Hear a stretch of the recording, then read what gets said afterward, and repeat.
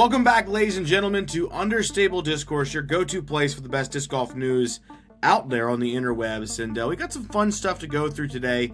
We officially have our first, semblance of what a full schedule in 2026 looks like.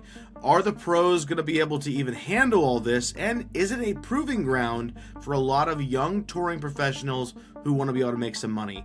Let's talk about it. All right, so like I said, we now have the 2026 schedule from the Disc Golf Pro Tour. We have the Jomez Pro Series events, and we have Go Throw Tour's schedule being released. So we have as much as you could probably get across the board. I have heard rumors that there are going to be some more events added, maybe another event added on the Jomez Pro Series side. I've heard possibly at Failure Lake. It is odd to not see Go Throw going back to Failure Lake, so I imagine that there's going to be at least one event there, and the source I have is, well, let's say pretty decent. So I think there's going to be an event at Failure Lake this year that isn't on this schedule yet. I'm not sure where it's going to be slotted at, probably in one of the break spots going on, but there are really not many good break spots. So let's dive into the schedule a little bit. When you look at the top of where we're all starting, you've got here January 9th is technically the start of 2026's events that pros can get in on, as we see the Tour Down Under starting for the Go Throw side with the Taranaki Disc Golf Classic being on January 9th to 11th, followed up immediately by the Discraft Australasia Open, interesting name, and then the New Zealand Disc Golf Open. So 3 weeks back to back to back, a break, and then the Bottle Lake Open. I'll be curious if they squeeze another event or something in there. There's probably going to be some OTB Tour Skins going on in there, but right there to start the year off, if you wanted to, you could go down to the Tour Down Under and knock out these 4 events. Then we find ourselves jumping right into the meat of the season with the Supreme Flight Open happening at the very end of February, beginning of March. One thing you'll notice here, there's no all-star type event going on. I know that they're talking about doing some other things during the year. So like this schedule that I've kind of put together, it doesn't have anything listed for all-star type thing. It doesn't have any listed match play events, that kind of stuff, because we don't have any announcements for those yet, or like creator classics, that kind of stuff. But you got the Supreme Flight Open happening at the very end of February, beginning of March. And then pretty much if you wanted to, you could go straight through with Go Throw event happening at Cactus Rock on March 6th through 8th, which, by the way, Cactus Rock is where the Jomez Pro Series Tour is having its grand finale. So this will be kind of an early look at what that course looks like, a whole half a year before we even get there, which is going to be kind of interesting to see how that flows for players, especially kind of how they have to navigate where all these things are located. Then you jump to the very next week, which is the Big Easy Open on the Pro Tour. The very next week in Georgia is going to be the Iron Hoof Championship for the Go Throw Tour, and then the Queen City Classic in Charlotte, North Carolina. So from February 27th until March 29th, if you're a professional player, you can squeeze in 5 back-to-back events to, get that bag if you need it, obviously. And then we hit our first main break of the season. We had a break at the end of January, but now we hit our first main break, which leads into our first major of the year, the Champions Cup in Lynchburg, Virginia, it's pretty nice that they play in Charlotte, and then they have an entire week off leading into a major, and it's a 1-course major, and Charlotte to Lynchburg is not very far. So you're going to see players with plenty of time to get to New London and to really, truly understand New London as a course, to put some serious work into it. And I think we're going to see a significant improvement on scores across both the MPO and the FPO from what we saw at the Tour Championship, because there's just going to be so much time to be done there, which is going to be great. I know that the foundation guys are excited because that makes a lot of time for, to build in collabs and all that kind of fun stuff for them. So you get done with the Champions Cup, that major, and you have another week-long break before heading out for the Jonesboro Open, which makes its return to the Pro Tour. We talked about that earlier or last week as we looked ahead. Jonesboro's kind of on the hot seat this year. We know they're introducing a new secondary course to the Jonesboro Open, so having that extra break is going to give more time to get there, learn the new course. I like that setup. And then we kind of go rapid fire events. We got Jonesboro Open, followed closely by the Kansas City Wide Open, one of my favorite events from the 2025 season that I'm extremely excited to see return in 2026, and hopefully no weather issues so they can have an entire event this time. And then that's followed up by the Waco Annual Charity Open going down in Texas as the very first ever Jomez Pro Series event. It's not on the actual main tour anymore, but it's on the Jomez Pro Series. So excited to see what they do down there with that one as a fully post-produced event. And then the Open at Austin. And the big question is, are we going to get a return to Hole 18 at Sprinkle Valley? Questions that remain to be seen. I know that everyone's excited to see what they do over there. But that's where we hit our next break of the season after that little mini kind of Texas swing. And that's because we're going from Texas all the way out to California for the OTB Open held in Stockton at Swenson Park. So that's a great placement for a 1 week break because of the significant travel that has to happen between those events. I'd love to say that the rest of the schedule looks like that. They don't. So yeah. But you get the after the OTB Open, you have the next Jomez Pro Series, the Cascade Challenge. I know a lot of players had some struggles with this event. I'll be curious to see how many attend the Cascade Challenge, leading into then the Northwest Championship, a 2-round event following that.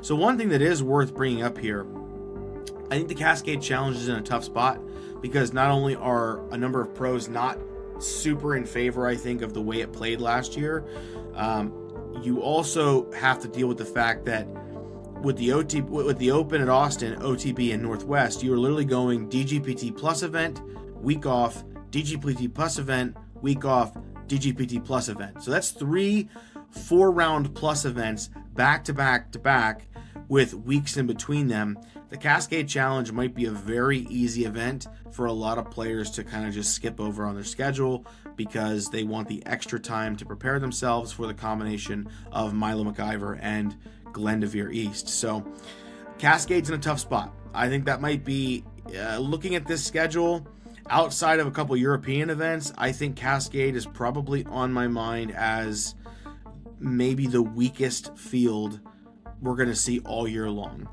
And obviously the New Zealand events. So, you're going to see some decent fields, I think, at some of the go-through events here, but, Cascade's going to be a tough one. Depends on the purse, though. You never know. So after that break of the Northwest Championship, we hit our grinder part of the season. So this is where we hit our European swing. And once again, another very, very strategic break from the Northwest Championship leading into the European Open. Gives them an entire week to get out to Estonia to prepare for this event. Well-placed break, in my opinion. So now we've got a long European stretch. When I say long, I really only mean 4 events because the European stretch was kind of condensed a little bit this year as places like Krokul and them taking some time off to work on their course, maybe prepare for future major bids. But that being said, we have the European Open going down on June 18th to the 21st in Tallinn, Estonia. And then we're hopping right into the Swedish Open and the Ale Open and the Heinola Open, all back-to-back 4 straight weeks. One very interesting thing to comment on, if you're listening to our short form content, you'll know this already, which, by the way, if you're not listening to our short form content, I don't know what you're doing, because Understable Discourse every single day around 6 o'clock puts out the Hot Round, which is a less than 3-minute synopsis of anything major that's going on in the disc golf community that you have to know about. If it's important and it's gonna paint a picture and give you context as to what's happening in the lives of our professional disc golfers and the Pro Tour and professional disc golf in general. We update you there at those times. You don't want to miss it. It's out every single day at 6 p.m. on YouTube Shorts, Instagram Reels, Facebook, and the dreaded TikTok. Go find it there. But if you have watched that, then you're already in the know about Kristen Lott announcing her return to disc golf, not to play, but to join the DGN commentary team for the European Open, the Swedish Open, and the Ale Open. So, going to be really wonderful to see her come back and provide commentary for those events. I'm excited to see what she brings to the booth for DGPT Europe. But then the Heinola Open is one we definitely have to talk about. We mentioned this before, that this event I think is going to be the actual weakest field of the entire year, like if you're including all international events, because this is 1 week away from the United States Women's Disc Golf Championship. So you're going to have a lot of, I think, the American FPO field not attending this one to be able to go back and prepare for the new courses for the USWDGC, and you're going to have your top level European players probably attending or leaving early to go get practice in for that event as well. So the Heinola Open, unfortunately, I think is set up for the weakest possible field. For those who want to come back earlier, the MPO players who want to participate, they have access to the Bloom going on at the same time as the Heinola Open out in Bailey, Colorado for the Go Throw Tour. One thing I will mention here, it is kind of interesting to not see any events happening back home during the stretch of 3 weeks after the European Open, or the stretch of 2 weeks. You have the Bloom happening 3 weeks out. And I like that because maybe players who go over will be incentivized to hang out for the Swedish Open and the Ale Open, specifically the Ale Open, because being one of the best, I think, complexes on the planet, it'd be great to see a more expanded field play over there at that course. But so we have the USWDGC on the 16th through the 19th of July, and then right after that we hit our next Jomez Pro Series event, the Champions Landing Open, going down in Emporia. First return there in a while.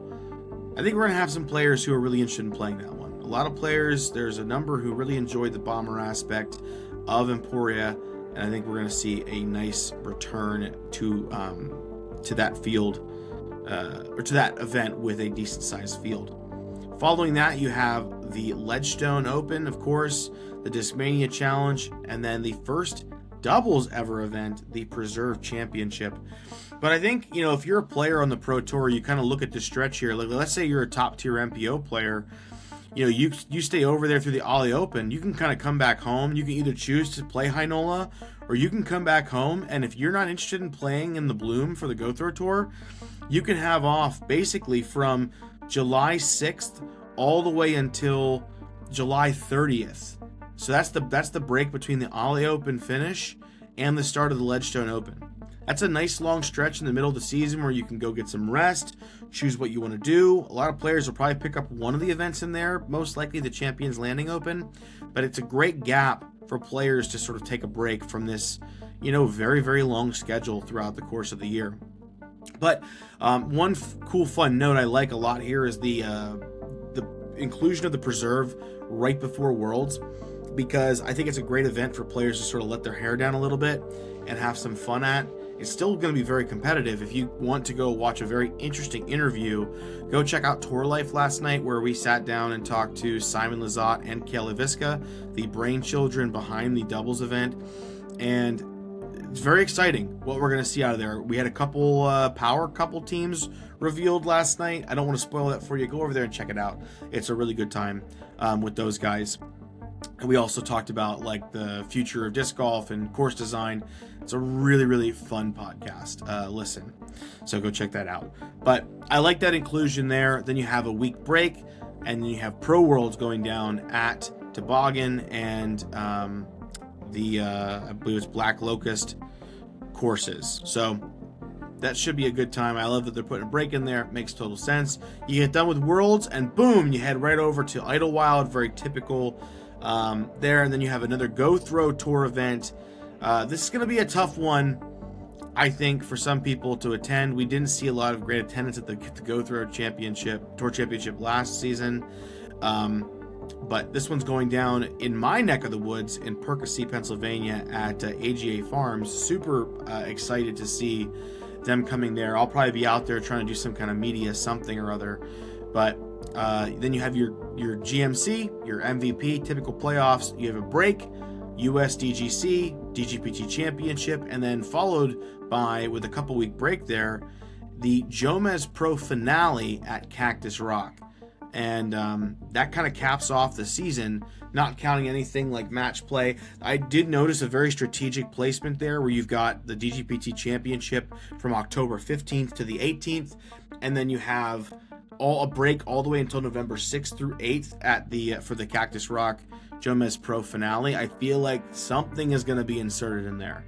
That's why that gap is so large. So, from a general perspective, I think this is a very full schedule. If you look at it from top to bottom, starting on January 9th, there are, 1, 2, 3, 4, 5, 6, 7 breaks until the end of the season. Otherwise, there is something going on every single weekend, which is really great. If you're a touring pro, I think you're looking at this schedule, especially if you're a touring pro who's not in that like top dog level.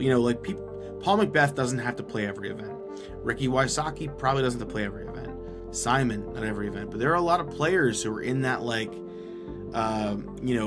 under the top 20 who playing every weekend is important. And then you have the players that are even below that in the top 50.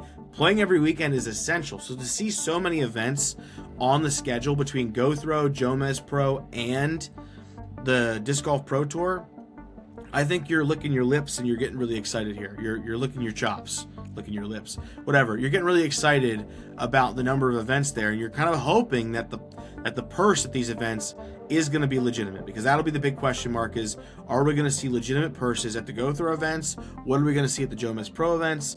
And what kind of field are we going to have? Because this last season in 2025, we saw the Go Throw events start off really hot with players like Gannon and Calvin and, a lot of really solid, talented players coming out at the Eagles Crossing event. You also had inclusion of people like, Aaron Gossage and the Robinson brothers. And then throughout the rest of the year, the Go Throw attendance just started to fizzle. And it's because you get partway into the year and the players, they need more rest. But it created a great opportunity for other players to go on and have success. We saw Zach Nash had a great finish to the season with a win at the Go Throw Tour Championship, won some good money, and might be a nice little kickstart to 2026 for him. So, and the other thing to keep in mind, some of these players aren't even really being incentivized to stop here. There was a moment on the interview we had with Paul Macbeth on Tour Life a few weeks ago where he basically said that Discraft, it was kind of cryptic, but the Discraft wasn't really having them play these other events. I wonder if that means that Discraft just isn't incentivizing these events as much, basically saying hey, we want you to play the tour events. If you play this other stuff, great, but we only really care about the tour. So curious to see what he maybe meant there.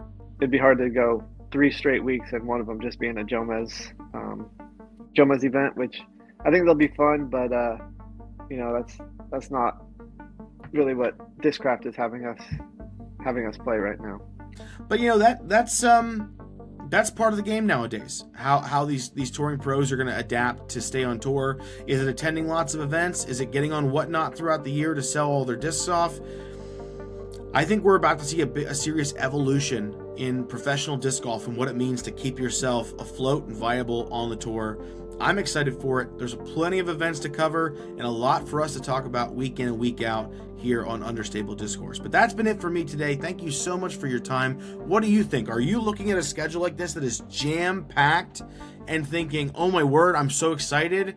Or do you think man, this is exhausting? There's got to be a part of the season where I'm just not going to be watching as much. Let me know what you think in the comments down below. Tell me let me hear what your top 3 events you are the most excited to see this season. Bonus points if you do it without including majors, because let's be honest, we all want to see the majors, of course. So what are your top 3 non-major events that you are most excited to see this season and how it goes? Thank you once again for listening. While you're down there, hit the like button, hit the subscribe button. It's the best way you can help the growth of this young channel as we take over in 2026. Thank you so much for your time. This has been Understable Discourse, and if you're not out there playing disc golf, I hope you're watching some disc golf. Until next time, catch you later.